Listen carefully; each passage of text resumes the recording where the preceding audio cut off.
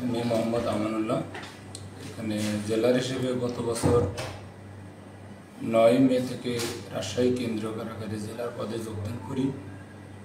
যোগদানের পর থেকেই আসলে তো রাজশাহী কেন্দ্রীয় কারাগার বেশ বড়, এখানে কাজের পরিধি অনেক বেশি।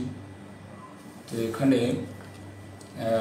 আপনাদের যে সাংবাদিক ভাইরা আসলে তো আমাদের জাতির দর্পণ, তো সংবাদ বা প্রিন্ট মিডিয়ার সাথে আমাদের সাথে একটা ভালো একটা সম্পর্ক থাকে, যেন তারা আমাদের কাজকে সামনে এগিয়ে নিয়ে যায় বা সহযোগিতা করে।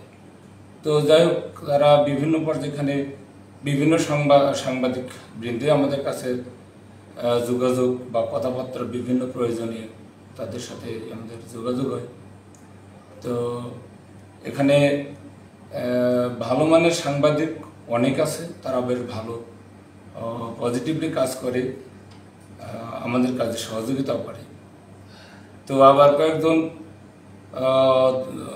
মানে নেগেটিভ মাইন্ডের লোকও আছে, তারা আসলে আমাদের কাজে খুব বিঘ্ন ঘটায়। তারা বিভিন্ন সময় বিভিন্ন অযৌক্তিক অবান্তর কথাবার্তা, ভিত্তিহীন সংবাদ প্রোভাইড করে আমাদের কাজের দুষ্ট লোককে আরও তারা এনকারেজ করে। এটা আসলে কাজের জন্য বিড়ম্বনা।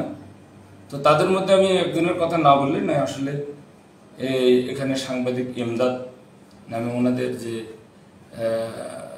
প্রেস ক্লাবের নামটা মনে হচ্ছে না, রাজশাহী মডেল প্রেস ক্লাব, উনি পরিচয় দিয়ে আসেন আমার কাছে। তো আসলে আমি উনি যেসব বিষয়গুলো জানতে চান, আমি আসলে সেগুলো তাদের মতো করে করার চেষ্টা করি। তো আসলে আমি সময় দিয়ে পরে বুঝতে পারি যে আসলে তাদের অসৎ উদ্দেশ্য যেগুলো তারা বলতে চায়, এগুলো আসলে আমাদের কাজের সাথে মানায় না। তো আমি কাজে যোগদান করার কিছুদিন পর থেকে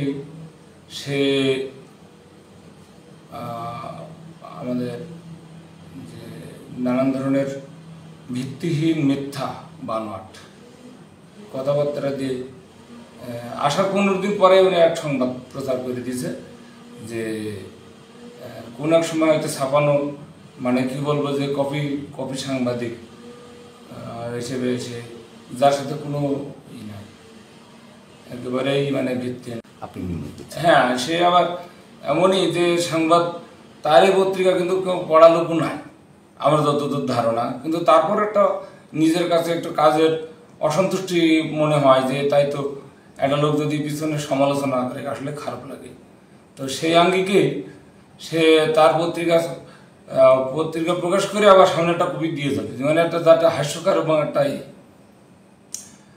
আমাদের যারা খারাপ প্রকৃতির কিছু কারারক্ষী বা আছে, তারা নানা কারণে আমাদের প্রতি অনেক সময় বিরূপ থাকে।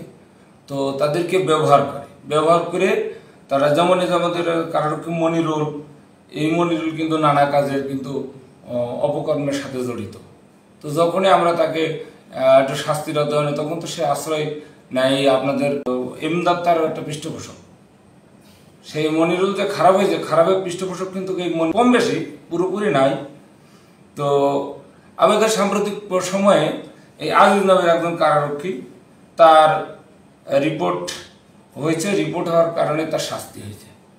তো সে একটা ভিডিও প্রকাশ করছে, সে ভিডিও আবার নিচে আবার এই যে সাংবাদিক ইমদাদ, তো আমি সংবাদে দেখছি।